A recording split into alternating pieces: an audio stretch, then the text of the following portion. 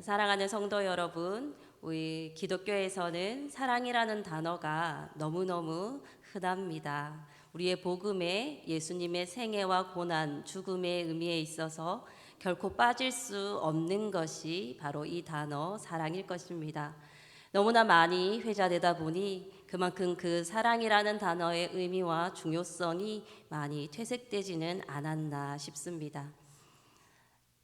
기독교 밖, 교회 밖의 사람들이 교회의 사랑에 대해 묻는다면 너무나 이기적이고 너무나 조건적인 사랑을 하고 있는 모습을 그들의 눈 속에서 발견할 수 있는 것이 어렵지 않은 일입니다. 사랑하는 성도 여러분, 저는 사랑에 대해 알기를 원하고 또 남은 평생에 이 사랑을 하며 살기를 소망합니다. 여러분은 어떠십니까? 하나님의 사랑이 우리의 삶 가운데 머물러 있고 그 사랑 안에 거하게 되는 복이 저와 여러분들에게 가득하시기를 축복합니다. 오늘 저희가 읽은 본문 사무엘하 14장 21절부터 14절까지의 왕이 등장하고 있습니다. 여러분, 이 왕은 누구일까요? 네, 맞습니다. 다윗 왕입니다. 여러분, 그러면 다윗이라고 말을 하면 그가 과연 어떤 인물인지 여러분의 마음속에 생각 속에는 다윗에 대한 어떤 이미지를 가지고 계십니까? 네, 뭔가 말하고 싶은데 입 안에서만 맴돌고 있습니다. 다윗은 이새의 막내 아들이었고 골리앗을 무너뜨린 그런 사람이었고 또 이스라엘의 왕이 되어서 왕의 기강을 잡고 왕국의 기틀을 잡고 또 영토를 확장하며 하나님 앞에 공의와 정의로 왕을 했던 아주 이스라엘 역사 가운데 훌륭한 왕으로 손꼽히는 사람이었습니다. 그런데 하나님 앞에 참 감사한 것은 이렇게 위대하고 훌륭한 왕 다윗의 삶에도 그저 좋은 일, 평탄한 길만 있었던 것이 아니라 고난과 고통이 있었다는 것입니다. 사울 왕 때문에 도망자의 신세가 되어 고난 가운데 고통의 삶을 겪었습니다. 그러나 다윗의 인생에 이런 사울을 피해 도망하던 그 시절의 고통보다 비교할 수 없는 큰 고통이 이것이 아닐까 저는 생각해 보았는데요.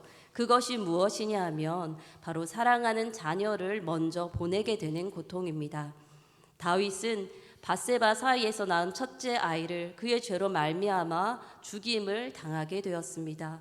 그리고 첫째 아들 암논이 그 아들 압살롬에 의해서 죽임을 당하게 되는 또한 끔찍한 고통을 겪게 되었습니다.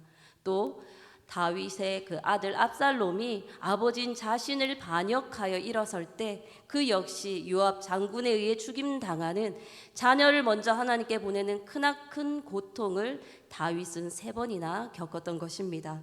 오늘 우리가 읽은 본문도 암몬의 죽음 그 이후 압살롬의 반역 사이에 이 본문이 위치하고 있습니다. 표준 세번역 성경에서 사무엘하 13장을 이렇게 마무리하고 있습니다. 우리 함께 읽어보겠습니다. 시작. 압살롬은 도망하여서 그술왕 암미울의 아들 달메에게로 갔고 다윗은 죽은 아들 암논 때문에 슬픈 나날을 보냈다. 압살롬은 도망한 뒤에 그술로 가서 그곳에 3해 동안 머물러 있었다. 그러는 사이에 다윗 왕은 암논을 잃었을 때에 받은 충격도 서서히 가라앉았고 오히려 압살롬을 보고 싶어하는 마음이 점점 간절해졌다. 아멘. 압살롬은 암논을 죽이고 그 어머니 고향인 그술로 도망가여 3년의 생활을 도피하며 지냈습니다. 다윗 왕 그 3년의 시간 동안 아들을 잃은 그 암논에 대한 슬픔으로 가득 차 있었습니다. 3년이 다 되던 즈음 다윗이 암논에 대한 그 죽음의 충격이 점점 그곳에서 헤어져 나오게 되고 또 슬슬 아들 압살롬이 그리워지고 보고 싶어지게 되었습니다. 이 다윗의 마음을 그의 군대 장관 요압이 눈치를 채고 두고아의 여인을 데려다가 다윗에게 이렇게 말하게 합니다. 두고아의 여인은 자신에게 두 아들이 있는데 그 아들이 서로 다투어 한 아들이 다른 아들을 죽이게 되었다라고 말하면서 온 족속의 사람들이 일어나 그 나머지 한 아들 쳐 죽인 그 아들을 내어달라, 그의 목숨을 위태롭게 하는 상황 중에 있사오니 왕이여 저의 아들을 살려 주옵소서라고 간청하고 있습니다. 다윗은 그 비록 죽임, 살인을 저지른 그 아들이 막중한 죄를 범하였으나 여인의 간청을 듣고 그의 목숨을 살려주겠다는 맹세를 하게 되었습니다. 이런 다윗의 맹세를 받고 그 두고아의 여인은 이렇게 다윗에게 다시금 질문하고 있습니다. 우리 사무엘하 14장 13절 말씀 함께 읽겠습니다. 여인이 이르되 그러면 어찌하여 왕께서 하나님의 백성에게 대하여 이 같은 생각을 하셨나이까? 이 말씀을 하심으로 왕께서 죄 있는 사람같이 되심은 그 내쫓긴 자를 왕께서 집으로 돌아오게 하지 아니하심이니이다. 두고아 여인이 반문합니다. 저의 아들 중 나머지 다른 아들을 죽인 그 아들의 죄는 용서하고 그의 목숨을 살려주겠다 맹세하신 왕이시여, 그렇다면 왕은 어찌하여 형제를 죽이고 피난 도망하여 살고 있는 그 아들을 다시금 돌이키지 않고 계십니까? 라고 반문할 때 왕은 그에 대한 질문에 대한 반응으로 오늘 본문 21절과 같은 반응을 보입니다. 왕이 요압에게 이르되 내가 이 일을 허락하였으니 가서 청년 압살롬을 데려오라 하니라. 드디어 압살롬이 3년이라는 긴 도망의 그 시간을 끝내고 왕의 부름을 받아 예루살렘 자신의 집이 있는 곳으로 돌아오게 되었습니다. 그러나 그가 돌아오는 것은 여기까지였습니다. 본문 24절의 말씀 다시 한 번 더 읽겠습니다. 시작. 왕이 이르되 그를 그의 집으로 물러가게 하여 내 얼굴을 볼 수 없게 하라 하매 압살롬이 자기 집으로 돌아가고 왕의 얼굴을 보지 못하니라. 왕은 아들 압살롬이 돌아오는 것은 허락하였지만 자신의 성, 자신의 집을 살 공간을 제공하였지만 아버지 된 다윗의 얼굴을 보지 않도록 보는 것을 허락하지 않았습니다. 압살롬은 아버지의 거절 앞에서 속이 타들어갔습니다. 다윗의 그 용납하심을 압살롬은 간절히 바랬습니다. 인격적으로 자신을 용서해 주기를 바랬습니다. 압살롬은 아버지의 사랑을 간절히 원했던 것입니다. 저는 이 부분에 이해할 수 없었습니다. 이 부분을 이해할 수가 없었습니다. 13장을 마무리하면서 압살롬에 대한 그리운 마음이 생겼다라고 했지만 막상 그 아들을 불러서 오게 되었을 때 왜 그토록 모질게 자신의 얼굴을 보기를 거절하며 아들에게 완고하게 대했던 것일까요? 다윗 왕은 왜 그랬을까 생각하며 두 가지 이유를 추측해 보았습니다. 첫 번째는 자신의 형제를 죽인 살인이라는 막중한 그 범죄 앞에서 그것이 얼마나 무거운 죄임을 압살롬이 깨닫도록 벌을 주는 것이 압살롬에게 더 좋은 일이다라고 생각했을 수 있습니다. 두 번째는 비록 두고아의 여인에 의한 그녀에 대한 맹세 때문에 그 맹세에 붙들려서 자신도 어쩔 수 없이 그의 아들을 돌아오라라고 명령했지만 실상은 그 마음속에는 아직도 아들을 용서할 수 없는 응어러진 미움과 증오의 마음이 남아 있었다라고 생각할 수 있습니다. 사랑하는 성도 여러분, 이 사건 앞에서 다윗 왕이 보인 반응은 그가 밧세바 사건으로 하나님 앞에 범죄하였을 때 나단 선지자가 그를 찾아와 이야기했을 때 보였던 반응과는 많이 다르게 보입니다. 나단 선지자가 한순간의 정욕을 제어하지 못하고 밧세바를 범하며 나아가 그 사건을 은폐하기 위해 우리아를 죽음의 전장 가운데 내몬 그 범죄를 나단 선지자가 찾아와 이 이야기를 전해줄 때 그는 그 죄 가운데서 자신이 죄인됨을 고백하고 인식하였습니다. 선지자가 전한 말씀이 무엇입니까? 부자가 그에게 찾아온 손님을 대접하기 위해 식탁을 차리는데 자신에게 있는 그 양이 아닌 이웃집에 있는 가난한 사람이 가지고 있는 단 한 마리밖에 없는 그 양을 빼앗아 자신의 손님에게 대접했다는 이 이야기를 나단 선지자를 통해 다윗이 들었을 때 그는 분개하였습니다. 그를 당장 벌에 징벌에 처하라고 명령하였습니다. 그때 나단 선지자가 한 말이 무엇입니까? 그 부자가 바로 당신입니다. 그 죄인이 바로 당신입니다. 그 나쁜 사람이 바로 당신입니다 라고 다윗에게 말했을 때 다윗은 즉시로 자신의 죄를 인식했습니다. 그동안 밧세바를 범하고 또 우리아가 죽기까지, 그 이후에 또 많은 시간을 밧세바와 단란하게 보낼 때까지 깨닫지 못했던 그 죄를 나단 선지자의 이 이야기를 통해 깨닫게 되고, 내가 하나님 앞에 범죄하였습니다 라고 고백하게 되는 것입니다. 사무엘하 12장 13절에서는 다윗이 나단에게 이르되 내가 여호와께 죄를 범하였노라 하며 죄를 고백하게 되었습니다. 사랑하는 성도 여러분, 우리가 어떤 불의한 일을 볼 때 제3자의 입장에서 그 불의한 자에 대해서, 그 불의에 대해서 분개하기는 쉽습니다. 그러나 그것이 나의 일이 되었을 때는 나의 죄에 둔감하기가 또한 너무나 쉽습니다. 복음은 정확하게 우리에게 말합니다. 바로 당신이 죄인입니다. 다윗은 나단의 이야기 속에 등장하는 부자와 같이 하나님 앞에서 그의 죄를 판단하기를 이제 멈추고, 하나님 앞에선 자신이 누구인지, 내가 죄를 범하였구나, 하나님 앞에 내가 죄인이로구나, 하나님 앞에 문제 있는 사람, 하나님의 도우심이 필요한 사람, 하나님의 자비가 간절히 필요한 사람임을 깨닫게 된 것입니다.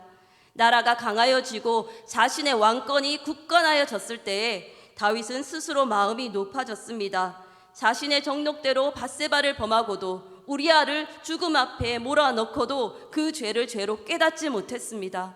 그러나 하나님이 선지자를 통해 들려주신 그 말씀이 그의 마음을 녹이고, 내가 하나님 앞에 참으로 죄인이구나, 범죄자구나, 하나님을 향해 통회하게 되었던 것입니다. 그가 통회하며 쓴 시편 51편의 말씀, 오늘 새한글 성경으로 우리가 한번 읽어보겠습니다.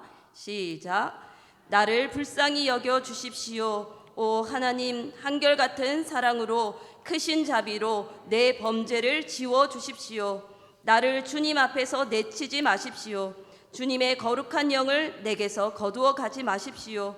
주님의 도움을 생각하며 내가 다시 기뻐하게 해주시고 기꺼이 따르는 마음을 주셔서 나를 붙잡아 주십시오.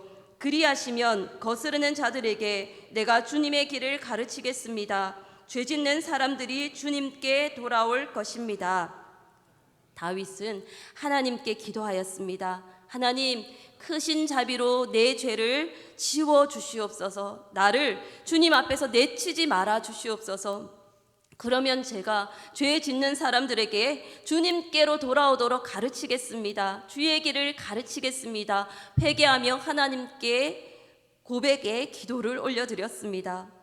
다윗이 자신이 죄인임을 고백하고 인정했을 때 나단 선지자를 통해 사무엘하 12장 13절 하반절은 그의 죄를 즉시로 사하시는 하나님의 은혜를 보게 됩니다. 여호와께서도 당신의 죄를 사하셨나니 당신이 죽지 아니하려니와. 아멘. 하나님께서는 다윗의 죄를 사하여 주셨습니다. 회개하고 자신이 죄인임을 깨달은 그가 하나님의 자비를 붙들 수 있도록 사랑과 은혜를 베풀어 주셨습니다. 그런데 오늘 본문에서 다윗은 어떠하였습니까? 압살롬에게 참으로 모질게 대하였습니다. 앞서 그 이유를 추측해 본 것처럼 그 아들이 잘 되라는 명목하에, 또 두고와 여인에게 자신이 뱉은 말을 지키지 않을 수 없었다라는 변명하에 자신이 지금은 그렇게 행하였지만 압살롬을 멀리할 수밖에 없다라고 합리화할 수도 있습니다. 그러나 하나님의 은혜를 받은 사람은, 하나님의 사랑을 경험한 사람은 이 사랑을 잊어버리고 그 은혜를 망각하게 될 때 또 다른 죄의 자리에 서게 되는 것입니다. 아들의 죄 가운데에 하나님 앞에서 그 아들을 용납하고 그 아들을 가까이 하기를 거절한 다윗은 다시금 압살롬으로 하여금 아버지를 향해 반역, 보복을 하게 되는 죄의 자리로 그를 몰아넣게 된 것입니다. 그 아들을 사랑하기를 거절하고 자기가 풍성히 받았던 자비와 사랑을 아들에게 흘려보내기를 거절했던 다윗의 완고함은 압살롬으로 하여금 죄의 자리로 나아가게 한 것입니다. 은혜를 망각한 것이, 사랑을 잊어버리는 것이 또 다른 죄를 불러오고, 죄가 또 다른 죄를 일으켜 세우게 되는 것입니다. 사랑하는 여러분, 예수님께서 들려주신 탕자의 이야기처럼 압살롬이 그에게 나아왔을 때에 그 탕자의 아버지처럼 그에게 달려가 안고 입맞추며 그를 위한 잔치를 벌이며 그를 따뜻이 맞아 주었다면, 압살롬은 반역 대신 아버지께 나아가 충성되고 사랑스러운 아들의 역할을 감당하지는 않았을까요? 이런 비극적인 결말을 맞지 않게 되지는 않았을까요? 압살롬과 가까워지기를 거부하고 그에게 은혜 베풀기를 거절한 다윗은 하나님과도 멀어지는 결과를 초래하게 되었습니다. 그 아들에게 자비 베풀기를 거절하는 아버지는 그의 하늘 아버지 대신 하나님의 자비로부터도 멀어지게 되는 것입니다.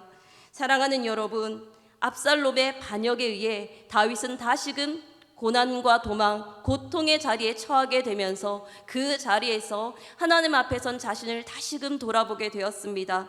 사무엘하 18장 5절의 말씀을 보면, 고난길 가운데, 고통 가운데 피난 중에 자신의 목숨을 노리고 있는 그 압살롬 앞에서 그의 중심이, 그의 마음이 변하여 녹아지는 것을 보게 됩니다. 왕이 요압과 아비새와 이때에게 명령하여 이르되 나를 위하여 젊은 압살롬을 너그러이 대우하라 하니, 그 압살롬의 목숨을 살려달라는 다윗의 이 부탁은 드디어 그 아들을 향하여 마음이 열리고 은혜와 사랑 베풀기를 거절하였던 마음을 거두어 드리게 되었습니다. 완고한 마음을 거두어 드리자 그 사랑의 마음이, 그동안 막혔던 사랑의 마음이 압살롬에게로 다시금 흘러갈 수 있게 된 것입니다. 사랑하는 여러분, 고통의 시간, 압살롬의 반역 가운데에 다윗은 하나님 앞에서 무엇을 생각하고 기도하였을까요? 아하, 내가 압살롬의 그 죄를 중히 여기고 압살롬을 용서할 수 없는 그 마음이 하나님이 나를 향하여 베풀어 주셨던 용서를, 그 사랑을 기억하지 못하게 하였구나. 아, 내가 좀 더 아버지다웠더라면, 내가 그 압살롬의 고통, 누인 다말의 그 수치 당함을 내가 그 즉시로 암논을 훈계하며 그에게 경책을 했다면 하나님께서는 내 삶의 자리를 바꾸어 주시지 않았을까? 압살롬의 삶이 변화되지 않았을까? 하나님 앞에 생각해 보았을 것입니다. 내가 하나님의 은혜를 받고도, 하나님의 사랑을 받고도 하나님의 그 사랑을 나의 가장 가까운 가족, 나의 가장 가까운 아들에게는 흘려보내기에 너무나 인색하였던 자신을 발견하게 됩니다. 밧세바 사건 때에 그러하였듯이, 아하, 내가 하나님 앞에 범죄하였구나, 내가 죄인이로구나, 이 사실을 하나님 앞에 다시금 깨닫게 된 것입니다. 나는 아들의 심판자가 되어 그의 그 살인이라는 죄 앞에 내가 그에게 벌 주고 그를 멀리할 그런 권한이 내게 있다 생각했지만, 나 또한 돌이켜보니 하나님의 사랑과 은혜가 없었다면 죄인으로 이 세상을 끝낼 수밖에 없는 그런 연약한 인생이었음을 다윗은 깨닫게 된 것입니다. 그러기에 자신과 다를 바 없는 죄인된 아들 압살롬을 그 마음에서 용서하고 그의 목숨을 구해 달라고 부탁할 수 있었던 것입니다. 사랑하는 성도 여러분, 우리는 가까운 사이일수록 사랑하지 못하고 용서하는 것에 인색할 때가 많습니다. 여러분은 그렇지 않습니까? 제가 말씀을 준비하며 제 경우를 생각해 보았을 때 저는 그랬습니다. 가까운 사이일수록, 가족일수록, 우리 교회 공동체 안에서 함께 하나님께 예배하는 사이일수록 서로를 사랑하거나 서로에게 용서를 베풀기가 너무나 인색한 나 자신을 발견하게 되었습니다. 그런데 헨리 나우에는 이렇게 말합니다. 하나님과의 교제는 공동체를 낳는다. 내 안에 사시는 하나님을 통해 동료 인간들 안에 계시는 하나님을 알아볼 수 있기 때문이다. 다윗이 압살롬과 멀어져서 결국은 하나님과 멀어졌을 때는 그 주변에 있는 동료, 사랑하는 아들을 제대로 바라볼 수가 없었습니다. 그러나 하나님과 교제할 때 하나님 안에서 자신의 정체성, 나의 죄인됨, 내가 하나님 은혜 없이는 살아갈 수 없는 사람임을 깨닫게 되었을 때 주변에 있는 그 아들 압살롬을 비롯해 주변의 공동체가 하나님의 사랑 가운데 내가 용납할 수 있게 되는 것입니다. 사랑하는 여러분, 하나님께 사랑을 받은 기억이 없는 사람은 아무도 없습니다. 저는 그런 기억이 없다라고 말을 하는 사람들도 내 삶을 되돌이켜 보면 하나님의 은혜가 아니었다면 언제고 끝나고 벌을 받을 수밖에 없던 그 죄가 내 삶 곳곳에 존재하였음을 우리는 부인할 수가 없습니다. 하나님으로부터 죄의 가리움을 받은 자, 사랑과 은혜를 받은 경험이 있는 자는 내 가까운 사람들, 또 내가 스스로 생각하기에 용서할 수 없는 사람들에게 용서를 베풀고 나와 똑같이 죄인된 그를 용납할 수 있게 하는 것입니다. 사랑하는 여러분, 우리 그 하나님의 사랑의 경험이 내 안에서 잊혀지지 않게 되기를 바랍니다.